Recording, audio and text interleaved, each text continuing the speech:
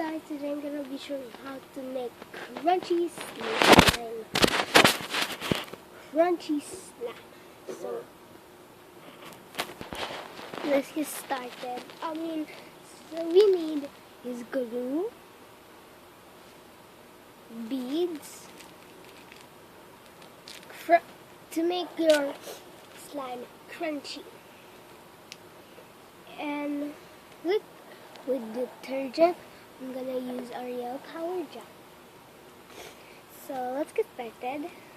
First, you're gonna put your glue into the bowl.